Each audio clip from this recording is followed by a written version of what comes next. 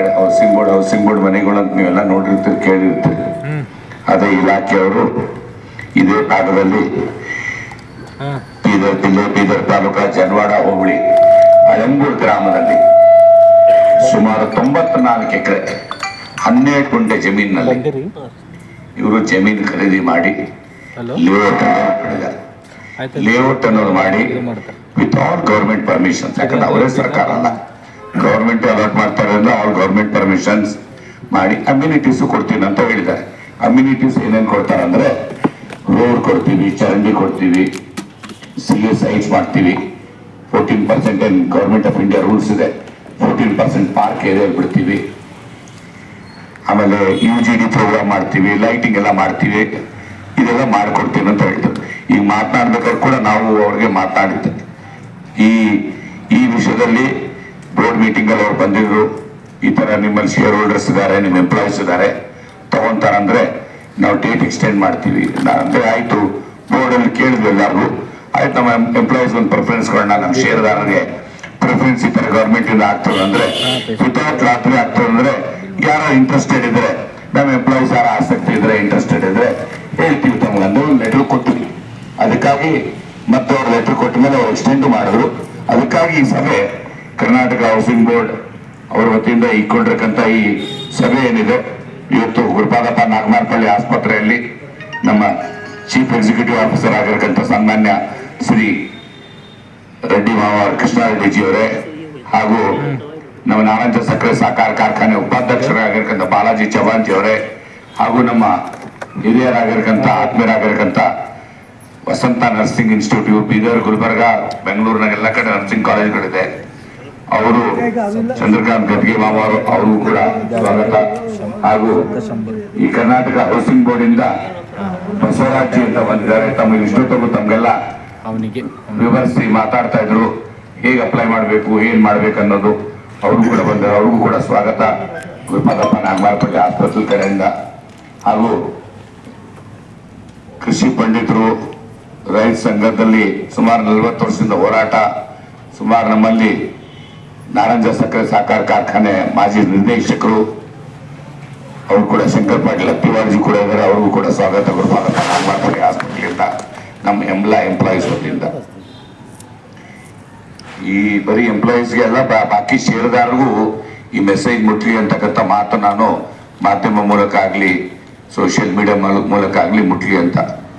ಇಲ್ಲಿ ಕರ್ನಾಟಕ ಸರ್ಕಾರದಿಂದ ಕರ್ನಾಟಕ ಗೃಹ ಮಂಡಳಿ, ಕರ್ನಾಟಕ ಹೌಸಿಂಗ್ ಬೋರ್ಡ್ ಅವರು ಒಂದು ಲೇಔಟ್ ಅನ್ನೋದು ಮಾಡಿ 94 ಎಕರ್ಸ್ 12 ಗುಂಟಾಸಲ್ಲಿ ಜನವಾಡ ಹೋಬಳಿ ಅಳಂಬೂರು ಗ್ರಾಮದಲ್ಲಿ ಜಮೀನನ್ನು ತಗೊಂಡು ಅದಕ್ಕೆ ಸಂಬಂಧಪಟ್ಟಕ್ಕಂಥ government permissions, UGD, lighting, poles, road ಎಲ್ಲ ನಿರ್ಮಾಣ ಮಾಡ್ತೀನಿ ಅಂತ ಹೇಳಿದ್ದಾರೆ.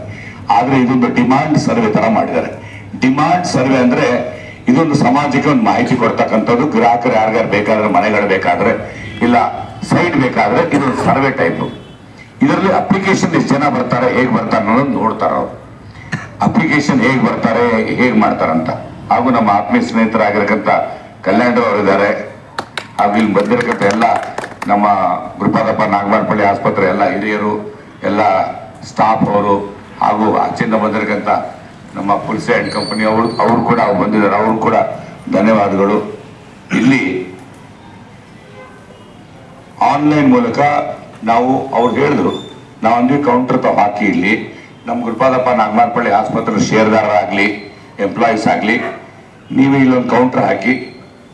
ಕೌಂಟರ್ ಹಾಕಿದವರು ಏನಂದ್ರು, ನಮಗೆ ಕೌಂಟರ್ ಹಾಕಿದ್ರೆ ನಿಮಗೆ ನಾವು ಲಾಟ್ರಿ ಸಿಸ್ಟಮ್ ಅಲ್ಲ ಡೈರೆಕ್ಟ್ ಅಲಾಟ್ ಮಾಡಿಸ್ತೀವಿ, ಇಲ್ಲಾಂದ್ರೆ ರೂಸ್ಟರ್ ಸಿಸ್ಟಮ್ ಅಲ್ಲಿ SC ST ಇಷ್ಟು, ಇದಕ್ಕಿಷ್ಟು, ಆಮೇಲೆ ಎಕ್ಸ್ ಸರ್ವಿಸ್ ಮ್ಯಾನ್ಗೆ ಇಷ್ಟು, ಗೌರ್ಮೆಂಟ್ ಎಂಪ್ಲಾಯೀಸ್ಗೆ ಇಷ್ಟು ಅಂತ ಮಾಡ್ತೀವಿ, ಅದು ಕೋಟಾ ಸಿಸ್ಟಮ್ ಅಲ್ಲಿ ಮಾಡ್ತೀವಿ ಅಂತ ಹೇಳಿದ್ರು.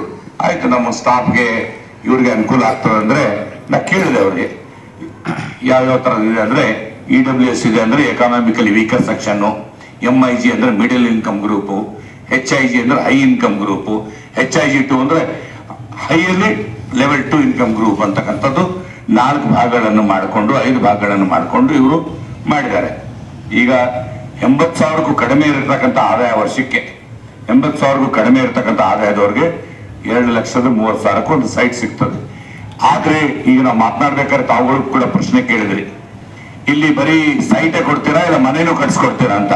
ಈ ಡಿಮಾಂಡ್ ಸರ್ವೆನಲ್ಲಿ ಏನಾಗುತ್ತೆ, ಹೇಗೆ ಅಪ್ಲಿಕೆಂಟ್ ಹಾಕ್ತಾರೆ, ಈಗ ಹೇಗೆ ಅವ್ರು ನಿಮ್ಮ ಮುಂದೆನೆ ಬಂದಿವಿ ನಿಮ್ಮ ಹತ್ರ ಚರ್ಚೆ ಮಾಡಿದ್ರು, ನಾವು ಅಪ್ಲಿಕೇಶನ್ ಹಾಕೊಂಡು ಮತ್ತೆ ಇನ್ನೊಂದ್ಸರಿ ಅವ್ರ ಜೊತೆಗೆ ಸಭೆಯಲ್ಲಿ ಕೂತ್ಕೊಂಡು ಅವ್ರ ಪತ್ರದ ಮೂಲಕ ಇದ್ರ ಮೂಲಕ ನಾವು ಕೇಳಿದ್ರೆ ಅದನ್ನ ಚೇಂಜ್ ಮಾಡಿ ಕಟ್ಸ್ಕೊಡ್ತಕ್ಕಂಥದ್ದು ಕೆಲಸನೂ ಆಗ್ತದೆ ಅಂತ ನನ್ನ.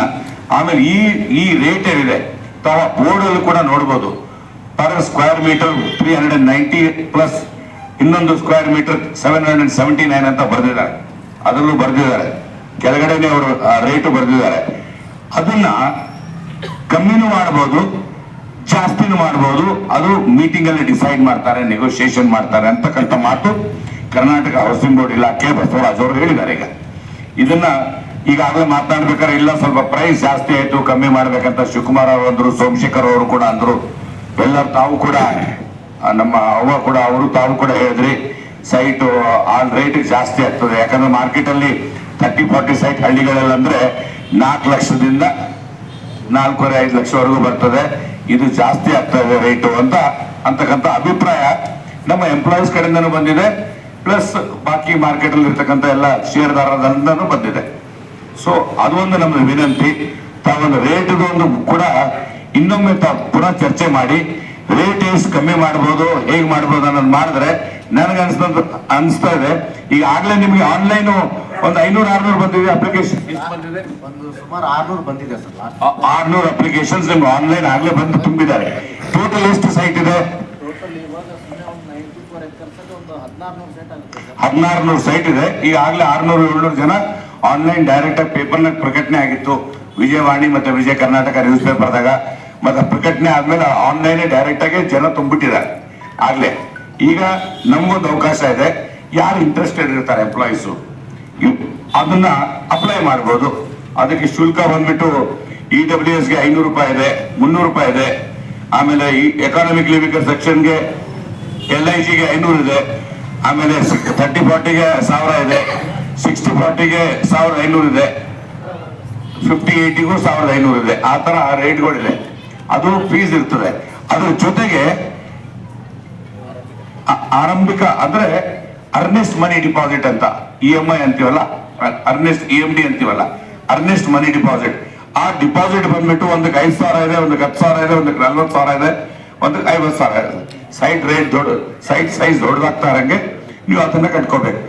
ಆದ್ರೆ ಈಗ ಫಾರ್ ಎಕ್ಸಾಂಪಲ್ ನಾವು ಕಟ್ಟಿದ್ವಿ ದುಡ್ಡು, ಈಗ ನಾನು 10,000 ರೂಪಾಯಿ ಕಟ್ಟಿದೆ ಅನ್ಕೊಳ್ಳಿ, ಒಂದು 30-40ಗೆ 10,000 ರೂಪಾಯಿ ಲೋ ಇನ್ಕಮ್ ಗ್ರೂಪ್ LIG ಕಟ್ಟಿದ್ವಿ. ಅದು ಎಲ್ಲರೂ ಅಪ್ಲೈ ಮಾಡ್ಬೋದು. LIGಗೆ 10,000 ಕಟ್ಟಿದೆ, 10,000 ಪ್ಲಸ್ 500 ರೂಪಾಯಿ ಫೀಸು. ಈಗ ನನಗೆ ಮುಂದೆ ನಂಗೆ ಇಷ್ಟ ಇಲ್ಲ ಅಂದಾಗ ಏನು ವಾಪಸ್ ಕೊಡ್ತಿರೋ ದುಡ್ಡು? ರೀಫಂಡ್ ಅರ್ಜಿ ಕೊಟ್ಟರೆ ಇಮಿಡಿಯೇಟ್ ಆಗಿ ನನ್ಗೆ ಕೊಟ್ಟಿರಕ್ಕಂತ 10,000, 500 ರೂಪಾಯಿ ಮಾತ್ರ ಕೊಡಲ್ಲ, 10,000 ವಾಪಸ್ ಕೊಡ್ತಾರೆ. ಅದು ಒಂದು ಸೌಲಭ್ಯ ಇದೆ. ಎರಡನೇ ಸೌಲಭ್ಯ ಇನ್ನೊಂದೇನಿದೆ ಅಂದ್ರೆ, ಕರ್ನಾಟಕ ಗವರ್ಮೆಂಟ್ ಹೌಸಿಂಗ್ ಬೋರ್ಡ್ ಇರೋದ್ರಿಂದ, ಸರ್ಕಾರದ ಇರೋದ್ರಿಂದ ಇವರೊಂದು ಅಲಾಟ್ಮೆಂಟ್ ಲೆಟರ್ ಅನ್ನ ಕೊಟ್ರೆ ಇಮಿಡಿಯೇಟ್ ಆಗಿ ಸುಮಾರು ಬ್ಯಾಂಕ್ಸ್, ಬಹಳ ಬ್ಯಾಂಕ್ಸ್ಗಳು ಆಗ್ಲಿ ನಾನ್ ಬ್ಯಾಂಕಿಂಗ್ ಫೈನಾನ್ಷಿಯಲ್ ಕಾರ್ಪೊರೇಷನ್ಸ್ ಅಂತೀವಿ, NBFC ಅಂತಾರೆ ಅದಕ್ಕೆ. NBFC ಅಂದ್ರೆ ಪ್ರೈವೇಟ್ ಬ್ಯಾಂಕ್ಗಳು ಬರ್ತಾವಲ್ಲ, ಈ ಪಿರಮಿಡ್ ಬ್ಯಾಂಕು, ಈ ಸಣ್ಣ ಬ್ಯಾಂಕ್ಗಳು, ಅವರು ಕೂಡ ಕೊಡ್ತಾರೆ ಲೋ ರೇಟ್ ಆಫ್ ಇಂಟ್ರೆಸ್ಟ್ ಅಲ್ಲಿ. ಹೆಣ್ಮಕ್ಳಿಗೆ ಅಂದ್ರೆ ಈಗ ಆಕ್ಚುಲಿ ಗವರ್ಮೆಂಟ್ ರೂಲ್ ಇದೆಯಲ್ಲ, ಹೆಣ್ಮಕ್ಳಿಗೆ ರೇಟ್ ಆಫ್ ಇಂಟ್ರೆಸ್ಟ್ ಕಮ್ಮಿ ಕೊಡಬೇಕು, ಮೊದಲನೇ ಸೈಟ್ ಇದ್ರೆ, ಮೊದಲನೇ ಮನೆ ಇದ್ರೆ ಅಂತ ಅದು ರೂಲ್ ಇದೆ ಈಗ. ಸೊ ಕಮ್ಮಿ ಇಂಟ್ರೆಸ್ಟ್ ಅಲ್ಲಿ ನಿಮಗೆ ಪೂರ್ಣ ಅಮೌಂಟ್, ಫಾರ್ ಎಕ್ಸಾಂಪಲ್ ಈಗ 4 ಲಕ್ಷನೋ 5 ಲಕ್ಷನೋ 6 ಲಕ್ಷನೋ 10 ಲಕ್ಷನೋ ಏನು ಸೈಟ್ ರೇಟ್ ಇದೆ ಅಷ್ಟು ಅಮೌಂಟ್ 100% ಲೋನ್ ಸಿಗ್ತದೆ. ಆದ್ರೆ ನೀವು ತಿಂಗಳಿಗೆ ನಿಮ್ ಸ್ಯಾಲರಿಯಿಂದ ಆಗ್ಲಿ ಇದರಿಂದ ಆಗ್ಲಿ ಕಟ್ಕೊಂಡು ಹೋಗ್ಬೇಕಾಗ್ತದೆ. ಒಂದು ಸುರಕ್ಷಿತವಾಗಿ ಮುಂದೆ ಒಂದು ಇನ್ವೆಸ್ಟ್ಮೆಂಟ್ ಆಗ್ತದೆ. ಬಟ್ ರೇಟ್ ಯಾಕಂದ್ರೆ ಇಲ್ಲಿಂದ 15 ಕಿಲೋಮೀಟರ್ ಆಗೋದ್ರಿಂದ ರೇಟ್ ಬಗ್ಗೆ ಸ್ವಲ್ಪ ನೆಗೋಷಿಯೇಟ್ ಮಾಡಿ ಕಟ್ಟಿಸ್ಕೊಂಡ್ರೆ ನಿಮ್ಗೂ ಒಂದು ಪ್ರಾಪರ್ಟಿ ಆಗ್ತದೆ, ಒಂದು ಇರಕ್ಕೆ ಮುಂದೆ ಭವಿಷ್ಯದಲ್ಲಿ ಒಂದು ಇರಕ್ ಜಾಗ ಆಗ್ತದೆ ಅಂತ ಮಾತು ನನಗೆ ಹೇಳಕ್ ಇಚ್ಛೆ ಬಿಡ್ತೀನಿ. ಈ ನಮ್ಮ ಆಸ್ಪತ್ರೆ ಕಡೆಯಿಂದ ನಾನು ಒಂದು ಸೈಡ್ಗೆ ಅಪ್ಲೈ ಮಾಡ್ತೀನಿ. ಇಲ್ಲಿ ಆನ್ಲೈನ್ ಯಾರ ಇಂಟ್ರೆಸ್ಟೆಡ್ ಇದ್ರೆ ಡೈರೆಕ್ಟ್ ಕರ್ನಾಟಕ KHB Karnataka.government.in ಅಂತ ಆನ್ಲೈನ್ ಇದೆ. ಡೈರೆಕ್ಟ್ ಆಗಿ ಸರ್ಕಾರಕ್ಕೆ ದುಡ್ಡು ಕಟ್ಟಬಹುದು. ಯಾವ್ದಾದ್ರು ನಿಮ್ಗೆ ವಾಪಸ್ ಬೇಕಂತಂದ್ರು ವಾಪಸ್ ನಿಮ್ಗೆ ಕಟ್ಟಿರೋ ದುಡ್ಡು ವಾಪಸ್ ಬರ್ತದೆ. ಆದ್ರೆ ನೀವು ಫೀಸ್ ಏನ್ ಕಟ್ಟಿರ್ತೀರಿ, ರಿಜಿಸ್ಟ್ರೇಷನ್ ಫೀಸ್ 500 ರೂಪಾಯಿ, ಆ ಫೀಸ್ ವಾಪಸ್ ಇರ್ತದೆ. ಆಮೇಲೆ this is including sub registration, including stamp duty ಬೇರೆ ಇರ್ತದೆ, ಅದು ನಾವು ಕಟ್ಟಬೇಕಾಗ್ತದೆ. ಅದು ಯಾರು ಓನರ್ ತಗೊಂತಾರ ಅವ್ರು ಕಟ್ಟಬೇಕಾಗುತ್ತೆ. ಇದಾದ್ಮೇಲೆ ಮತ್ತೆ ಖರೀದಿ ಆದ್ಮೇಲೆ ಈಗ ಫಾರ್ ಎಕ್ಸಾಂಪಲ್ ಇವ್ರು NOC ಕೊಡ್ತಾರೆ ಅನ್ಕೊಡಿ, NOC ಅಲಾಟ್ಮೆಂಟ್ ಲೆಟರ್, ಆ ಅಲಾಟ್ಮೆಂಟ್ ಲೆಟರ್ ಆದ್ರೆ ನಮ್ಮ ಬ್ಯಾಂಕ್ಗಳಿಂದ ಲೋನ್ ಸಿಗುತ್ತೆ, 100% ಲೋನ್ಗಳು ಸಿಗುತ್ತೆ. ಸೊ ಯಾರ ಇಂಟ್ರೆಸ್ಟೆಡ್ ಇದ್ರೆ ತಾವುಗಳು ಅಪ್ಲೈ ಮಾಡ್ಬೋದು, ತುಂಬೋದು. ಆಮೇಲೆ ರೇಟ್ ಬಗ್ಗೆನೂ ತಾವುಗಳು ಬರೀಬಹುದು. ಅಧಿಕಾರಿಗಳು ಇಲ್ಲ ಇದ್ದಾರೆ, ಇನ್ನ ರೇಟ್ ಹೆಚ್ಚು ಕಮ್ಮಿ ಮಾಡೋದ್ರ ಬಗ್ಗೆ ತಾವು ಹೇಳ್ಬೋದು. ಅವರ ಮೀಟಿಂಗ್ ಅಲ್ಲಿ ಹೆಚ್ಚು ಕಮ್ಮಿ ಜಾಸ್ತಿ ಮಾಡ್ತಾರೋ ಕಮ್ಮಿ ಮಾಡ್ತಾರೋ ಅದು ಸರ್ಕಾರಕ್ಕೆ ಬಿಟ್ಟಿರೋದು. ಅದು ಆದ್ರೂ ತಾವು ಕೇಳೋರು ಕೇಳ್ಬೋದು. ಮತ್ತೆ ಬೇರೆ ಏನಾದ್ರು ಇದೆಯಾ?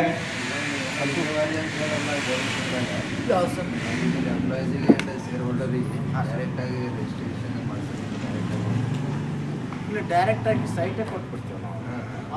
ನಮ್ಮ ಎಂಪ್ಲಾಯೀಸ್ ನೀವು ಅವತ್ತೇನಾದ್ರೂ ಬೋರ್ಡ್ ಮೀಟಿಂಗ್ ಅಲ್ಲಿ ನಿಮ್ ಎಂಪ್ಲಾಯೀಸ್ ಡೈರೆಕ್ಟ್ ಆಗಿ ಸೈಟ್ ಕೊಟ್ಬಿಡ್ತೀನಿ ಅಂತ ಅಂದ್ರೆ ಅವತ್ತು ಕೊಡ್ತೀರಾ?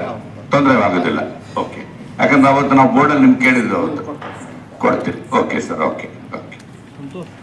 ಸೊ ನಾನು ಈಗ ನನ್ನ ಕಡೆಯಿಂದ ಒಂದು ಸೈಟ್ ಕಟ್ತೀನಿ. ನನಗೆ ಹೆಂಗು ಇಲ್ಲಿ ಒಂದು ಕಾರ್ಯಕ್ರಮ ಮಾಡಿದ್ರಿ, ಬೇರೆ ಯಾರ್ಯಾರು ಇಂಟ್ರೆಸ್ಟೆಡ್ ಇದ್ದೀರಿ ಕಟ್ಬಹುದು. ಇಲ್ಲ ಒಂದು 3 ದಿನ ಇರ್ತದೆ ಕೌಂಟ್ರ್, ಇನ್ನ 3 ದಿನ ಇರ್ತದೆ. ಈ ಮೆಸೇಜ್ ಎಲ್ಲ ಶೇರ್ ಹೋಲ್ಡರ್ಸ್ಗೂ ನಮ್ಗೆ ಈ ಕಡೆಯಿಂದ ಶೇರ್ ಹೋಲ್ಡರ್ಸ್ಗೂ ಹಾಕ್ತೀವಿ. ಬಾಕಿ ಎಂಪ್ಲಾಯೀಸ್ಗಳು ತಾವು ತಿಳಿಸಿ ಯಾರು ಇಂಟ್ರೆಸ್ಟೆಡ್ ಇರ್ತಾರೆ. ಗವರ್ಮೆಂಟ್ ಆನ್ಲೈನ್ ಇಲ್ಲೇ ಬಂದ್ಬಿಟ್ಟು ಇಲ್ಲೇ ಅವರೊಂದು ಬನ್ನಿ ಇವ್ರೆ, ಅವ್ರು ಇಲ್ಲೇ ಆನ್ಲೈನ್ ಕಟ್ಟಿಸ್ಕೊಂತಾರೆ ದುಡ್ಡನ್ನ. ಇಲ್ಲೇ ಆನ್ಲೈನ್ ಕಟ್ಟಿಸ್ಕೊಂಡು ಇಲ್ಲಿಂದ ನಿಮ್ಗೆ ಗವರ್ಮೆಂಟ್ ಅದು ಡೈರೆಕ್ಟ್ ನೀವು ಕಟ್ಟೋ ದುಡ್ಡು ಕರ್ನಾಟಕ ಹೌಸಿಂಗ್ ಬೋರ್ಡ್ಗೆ ಹೋಗ್ತದೆ. ಇಲ್ಲಿಂದ ಕಟ್ರೆ UPI ID ಕೊಟ್ಟರು ಎಲ್ಲಿದ್ರು ದುಡ್ಡು ಕಟ್ಬೋದು. UPI ID ಎಲ್ಲಿ ಬೇಕಾದ್ರೆ ಕಟ್ಬೋದು. ಡೈರೆಕ್ಟ್ ಗವರ್ಮೆಂಟ್ ಆಫ್ ಕರ್ನಾಟಕ ಹೋಗುತ್ತೆ. ಫೋನ್ ಪೇ ಹಾಕ್ಬೋದು UPI ID. ಅವ್ರು ಇಲ್ಲೇ ಕೊಡ್ಬೇಕಂತ ಏನಿಲ್ಲ. ಏನಿಲ್ಲ ಆತ. ಓಕೆ.